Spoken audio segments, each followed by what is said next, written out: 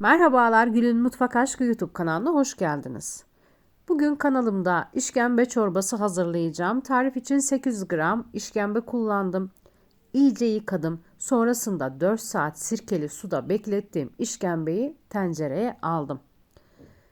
Tencerenin içerisine işkembeyi aldıktan sonra orta boy bir tane kuru soğan, üzerine bir çay kaşığı tane karabiber ilave ettim. Bir yemek kaşığı kaya tuzu ekledikten sonra 1 litre oda sıcaklığındaki suyu da ekledim. Düdüklünün ağzını kapatacağım.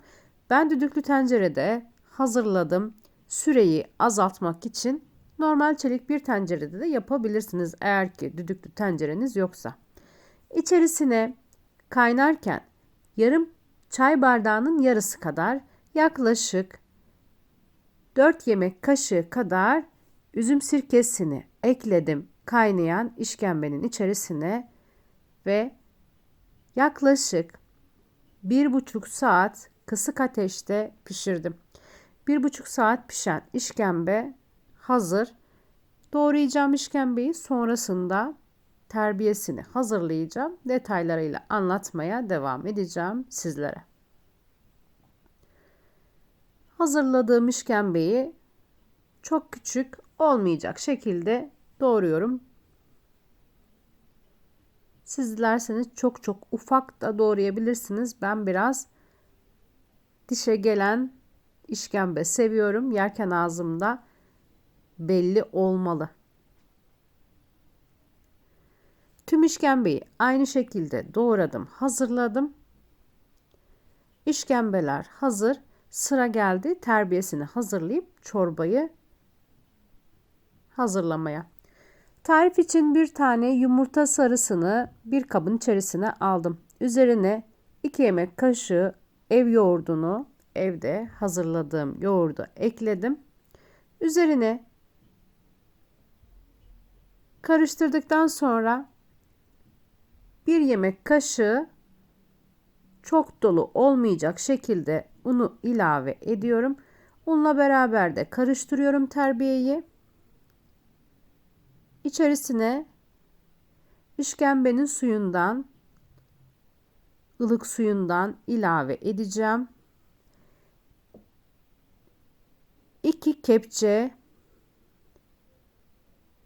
işkembe suyu ilave ediyorum karışımın içerisine.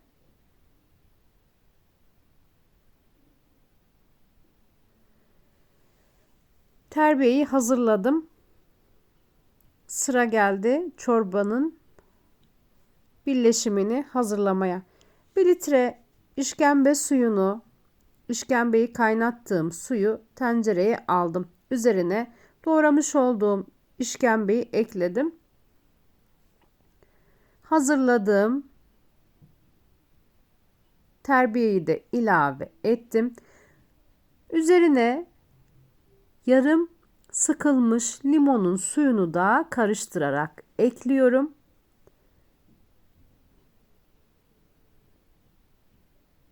Yavaş yavaş ekliyorum, çorbada kesilme olmasın diye.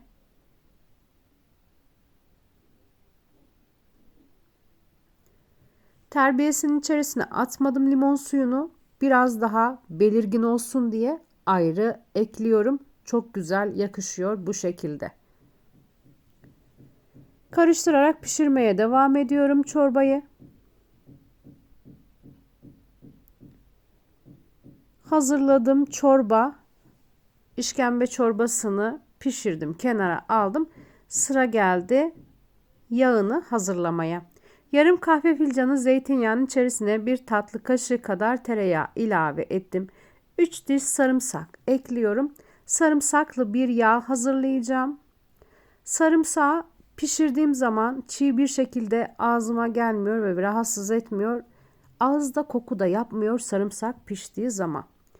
Bu şekilde daha lezzetli olduğunu düşünüyorum. Nacizane siz çiğ haliyle de direkt tüketebilirsiniz.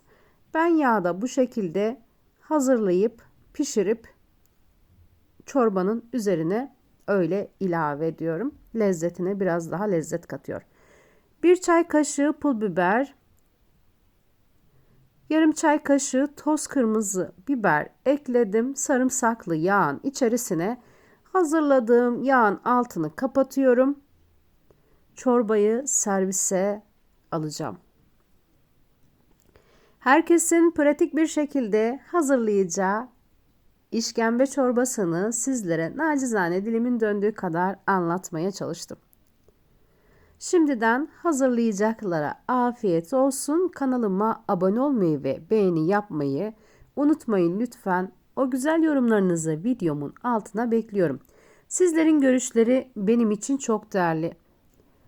Çorbanın malzemelerini neyi ne kadar kullandığımı açıklama kısmında belirteceğim. Oradan da bakabilirsiniz. Kıvamı, lezzeti yerinde bir işkembe çorbası yapmak istiyorsanız kesinlikle bu tarifi denemenizi öneriyorum. Hem kokusu yok, hem lezzeti çok güzel. Şifa niyetine hazırlayıp zevkle seviyorsanız yiyebilirsiniz.